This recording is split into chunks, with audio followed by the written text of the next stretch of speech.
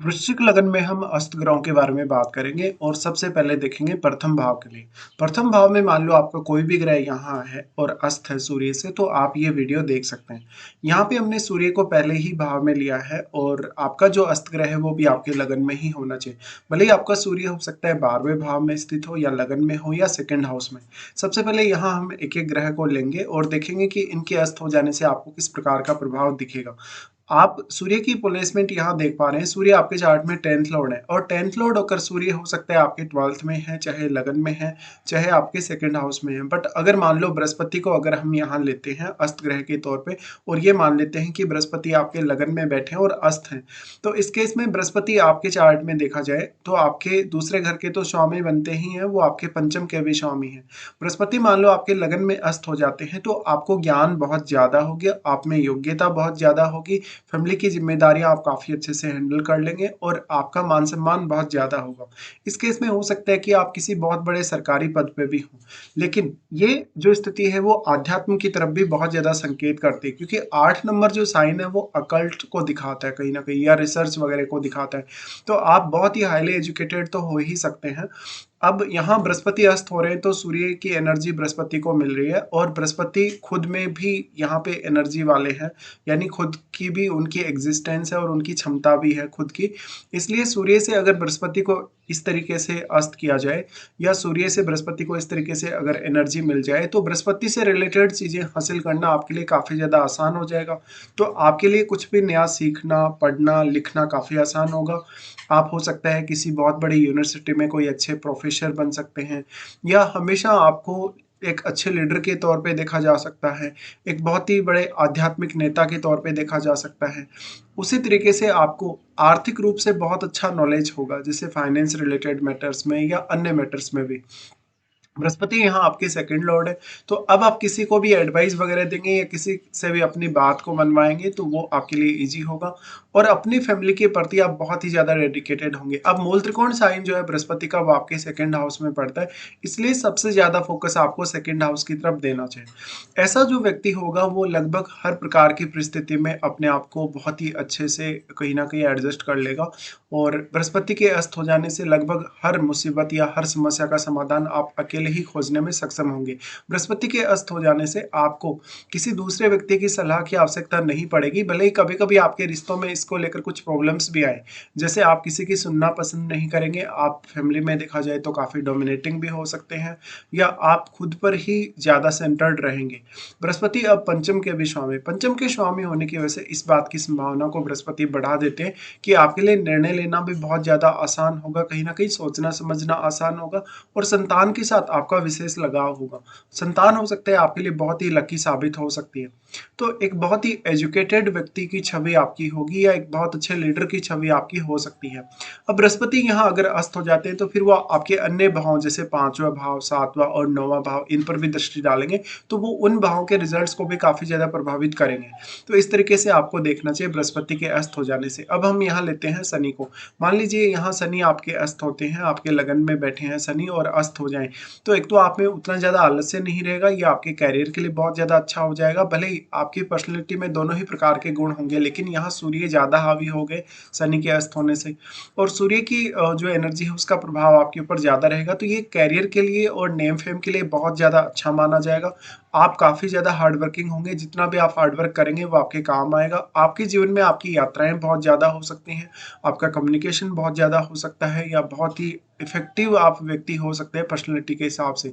But ये जो स्थिति है शनि का अस्त होना वो आपके रिश्तों के लिए उतना अच्छा नहीं है, ये आपको बहुत ज्यादा स्ट्रिक्ट भी बनाती है। शनि आपके चार्ट में तीसरे घर के स्वामी और तीसरे भाव पे वो दृष्टि भी डालेंगे, तो शनि के अस्त हो जाने से कहीं ना कहीं अब आपके लिए हार्डवर्क करना आसान हो जाएगा, मेहनत करना या एक्टिव होना आसान हो जाएगा। इसी तरीके से किसी भी काम को आप बहुत ही डेडिकेटेड तरीके से कर सकेंगे।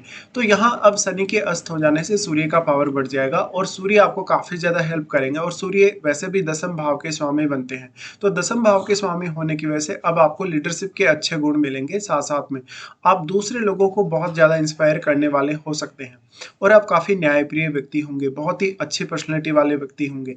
शनि आपके चार्ट में 4th लॉर्ड भी है, तो 4th हाउस से रिलेटेड डिसीजन लेना या 4th हाउस से रिलेटेड अपनी ज़िम्मेदारियों को पूरा करना भी आपके लिए आसान हो जाएगा। इसके बाद अगर हम देखें तो फिर शनि आपके चार्ट में तीसरे भाव, 7वें भाव और आपके 10वें भाव को एस्पेक्ट करते हैं, तो इन भावों के रिजल्ट्स के लिए भी आपको विचार कर ही लेना चाहिए। उसके बाद देखते हैं मंगल को। मंगल मान लीजिए यहाँ अस्त हो जाते हैं तो ये आपके लिए थोड़ा-सा नुकसानदायक होगा, क्योंकि मंगल ऑलरेडी बहुत ज़्यादा फायरी और एनर्जेटिक है और वो अपने ही साइन में होंगे या अपने ही भाव में होंगे, तो यहाँ पर प्रॉब्लम आपकी थोड़ी बढ़ जाएगी, क्योंकि यहाँ एनर्जी बहुत ज़्यादा बढ़ जाएगी, जिससे आप काफ़ी ज़्यादा गुस्सैल हो सकते हैं, लड़ाई-झगड़ा करने वाले या विवाद करने वाले हो सकते हैं। आप में धैर्य नहीं होगा बिल्कुल भी, तो आप प्रत्येक कार्य में बहुत ज़्यादा जल्दबाज़ी दिखाएँगे। अब मान लो मंगल अगर अस्त हो जाता है तो ये आपकी फिजिकल हेल्थ के लिए बहुत ज़्यादा अच्छा होगा, लेकिन आपका चंद्रमा कैसा है, आपकी मेंटल हेल्थ पे आपको पूरा ध्यान देना होगा। तो आप जिस हिसाब से फिजिकली रिएक्ट कर रहे हैं, वैसे ही कहीं न कहीं मेंटली भी आपके ऊपर प्रभाव अवश्य पड़ेगा। मंगल के अस्त हो जाने से मंगल को और भी ज़्यादा यहाँ सूर्य की एनर्जी मिल रही है, जिससे आपके अंदर बहुत ज़्यादा एग्रेशन डेवलप होगा। ये एग्रेशन इस वजह से कहीं न कहीं आपकी हेल्थ वाइज़ बहुत अच्छा हो सकता है, या फिजिकली आप बहुत ज़्यादा एक्टिव हो सकते हैं। काम करने में आप बहुत ज़्यादा आतुर हो सकते हैं, बहुत ही मेहनती भी हो सकते हैं। अगर मंगल अस्त हो जाते हैं तो सबसे ज़्यादा आपके लिए ये होगा कि आप 6th हाउस से रिलेटेड प्रॉब्लम्स को ईज़िली दूर कर सकेंगे। साथ-साथ में कोई भी दिक्कत ऐसी आ रही है जहाँ पर आपका कोई शत्रु है या आपके अगेंस्ट कोई व्यक्ति खड़ा है, उसको हरा पाने में आप बहुत जल्दी सक्षम होंगे। फिर मंगल यहाँ बैठे हैं तो क्योंकि सूर्य से मंगल अस्त होंगे तो ये आपके करियर के लिए बहुत ज़्यादा अच्छा हो जाएगा, क्योंकि सूर्य आपके 10th लॉर्ड हैं। इसके साथ-साथ आपको देखना होगा मंगल का जो प्रभाव है वो आपके 4th हाउस पे, आपके 7th हाउस पे और आपके 8th हाउस पे भी है। तो इन भावों के लिए भी आपको विचार अवश्य कर लेना चाहिए। साथ ही डिपेंड ये भी करेगा कि मंगल अब सूर्य के कितने ज़्यादा क्लोज हैं। तो मंगल का अस्त होना थोड़ा-सा ये आपको एनर्जी ज़्यादा देगा। इस एनर्जी को आपको बैलेंस करना बहुत ज़्यादा ज़रूरी है। फिर आप ये देखिएगा कि चंद्रमा का संबंध क्या सूर्य या मंगल से तो नहीं है। अगर चंद्रमा का भी संबंध बनता है तो जिस हिसाब से आप फिज़िकली रिएक्ट करेंगे, उतना ही जल्दी आप मेंटली भी रिएक्ट करेंगे। उसके बाद हम लेते हैं चंद्रमा को। मान लो अगर किसी का चंद्रमा यहाँ अस्त हो जाता है आपके लगन में, तो वैसे तो देखा जाए तो चंद्रमा यहाँ नीच की स्थिति में आ जाएँगे, लेकिन वो आपके भाग्य स्थान के स्वामी हैं। तो इससे आपका मन काफ़ी स्ट्रॉन्ग होगा, आप अपने निर्णयों को बार-बार बदलेंगे नहीं। आपको बहुत ज़्यादा मेंटल स्ट्रेस या एंग्ज़ायटी नहीं रहेगा उतना ज़्यादा, लेकिन ये हो सकता है कि आप में धैर्य की कमी होगी और आप काफ़ी फ़ास्ट काम करने के बारे में सोचेंगे। ये हो सकता है कि मेंटली आपके लिए हार्ड वर्क करना थोड़ा ईज़ी ज़रूर हो जाएगा, लेकिन ये करियर के लिए बहुत ज़्यादा अच्छा होगा और क्रिएटिविटी के लिए अच्छा होगा। साथ ही कोई अष्टम भाव से रिलेटेड जिसे हम बोलते हैं, क्योंकि 8 नंबर जो साइन है वो कालपुरुष के हिसाब से 8वें भाव का साइन है, तो आपके लिए रिसर्च वगैरह करना, किसी भी विषय में बहुत ज़्यादा डीपली सोचना ये आसान होगा और आपकी इमेजिनेशन बहुत ज़्यादा अच्छी होगी। अब चंद्रमा कितने ज़्यादा क्लोज हैं सूर्य के, ये आपको देखना चाहिए। चंद्रमा जितने ज़्यादा सूर्य के क्लोज होंगे, उतने ही ज़्यादा आपकी क्रिएटिविटी और आपकी इमेजिनेशन बढ़ेगी। तो इससे आपके नेचुरल पावर बहुत ज़्यादा डेवलप होंगी, आपको जीवन में यात्रा करने का भी काफ़ी ज़्यादा अवसर मिल सकता है। बट करियर में डिसीजन लेने के लिए या करियर में एक अच्छी स्टेबिलिटी लाने के लिए ये बहुत अच्छी स्थिति हो सकती है। अब सूर्य यहाँ चंद्रमा को एनर्जी प्रोवाइड कर रहे हैं, तो आप उतने ज़्यादा मेंटल स्ट्रेस में नहीं आएँगे, बल्कि आप अपना कोई ठोस कदम उठाएँगे जब भी आपको कोई समस्या आती है। अब यहाँ पे देखा जाए तो चंद्रमा मान लो अस्त हो जाते हैं, तो ये आपके रिश्तों में एक अच्छा बैलेंस लाएगा। जहाँ पर हो सकता है कि पहले आप मान लो अगर चंद्रमा अस्त नहीं होता तो इमोशनली बहुत ज़्यादा अटैच होते हैं हर रिश्ते में या बहुत ज़्यादा इमोशनल होते हैं, तो वो स्थिति थोड़ी-सी आपकी इम्प्रूव हो जाएगी। उसके बाद हम लेते हैं शुक्र को। शुक्र को अगर हम देखें तो शुक्र यहाँ मान लो अस्त हैं, तो ये आपकी क्रिएटिविटी में बहुत ज़्यादा वृद्धि करेगा। साथ-साथ में पार्टनर का हावी होना हो सकता है, यानी पार्टनर हो सकता है कि आपकी लाइफ में बहुत ज़्यादा इम्पोर्टेंस रखता हो या वो आपके ऊपर बहुत ज़्यादा हावी हो। साथ-साथ में पार्टनर की जो छवि है उसका प्रभाव भी आपके ऊपर पड़ेगा। बट ये धन लग्ज़री के लिए बहुत ज़्यादा अच्छा हो सकता है। आपके अफ़ेयर वगैरह होने की संभावना भी काफ़ी ज़्यादा बढ़ जाएगी और आप काफ़ी वीआईपी लोगों के बीच में रहेंगे और लाइफ को बहुत ही अच्छे लग्ज़रियस तरीके से जीने वाले होंगे। बट ये मैरिड लाइफ के लिए कभी-कभी उतना अच्छा नहीं माना जाएगा, जहाँ पर पार्टनर के साथ आपके विवाद होना या झगड़े होने के चांसेस रहेंगे या पार्टनर के साथ उतनी अच्छी अंडरस्टैंडिंग नहीं रहेगी। साथ में ये शुक्र से रिलेटेड कोई भी प्रकार का आप अगर बिज़नेस करते हैं या बिज़नेस को चुनते हैं तो उसके लिए ज़्यादा अच्छा है, पार्टनरशिप के लिए उतना अच्छा नहीं है, चाहे बिज़नेस पार्टनरशिप है, चाहे वैवाहिक जीवन की जो पार्टनरशिप है वो है। अब शुक्र यहाँ पे 7वें घर के स्वामी बनते हैं, तो अगर शुक्र अस्त होते हैं तो ये आपके नेम फेम को बढ़ाएगा, क्रिएटिविटी को बढ़ाएगा, पर्सनैलिटी पर्सनैलिटी को बहुत ही ज़्यादा अच्छा बनाएगा। शुक्र आपके चार्ट में 12th हाउस के लॉर्ड हैं, तो बहुत ही ज़्यादा अय्याशी के साथ जीने वाले, ये एक बहुत ही बड़ा एक ऐसा आप टारगेट लेके चलेंगे लाइफ में, जहाँ पर आपके पास सारे सुख साधन हो लाइफ में। तो ये एक बहुत ऐसी स्थिति को दिखाता है जहाँ पर व्यक्ति बहुत ही बड़ा एक नेम फेम पा लेता है जीवन में, या वास्तव में वो जितना फेमस होना चाहता है जीवन में वो उतना होता है। तो शुक्र का लेकिन 12th हाउस का लॉर्ड होना यहाँ कुछ हद तक अफेयर वगैरह के लिए भी जिम्मेदार रहेगा, और मैरिड लाइफ से आपकी उतनी अच्छी संतुष्टि नहीं मिल सकेगी कहीं ना कहीं। अब सूर्य यहाँ पे 10वें घर के लॉर्ड हैं, तो ये आपके करियर के लिए बहुत ही ज़्यादा अच्छा कहा जा सकता है। उसके बाद हम यहाँ पे लेते हैं बुध को। मान लो अगर आपके बुध यहाँ लगन में ही बैठे हैं और सूर्य से अस्त हो जाते हैं, तो ये आपके करियर के लिए बहुत अच्छा होगा, रिसर्च वगैरह करने के लिए बहुत अच्छा होगा। बुध आपके चार्ट में 8वें घर और आपके 11वें घर के स्वामी हैं, तो आर्थिक स्थिति के हिसाब से भी ये बहुत इंटरेस्टिंग होगा और बहुत ही ज़्यादा अच्छा होगा।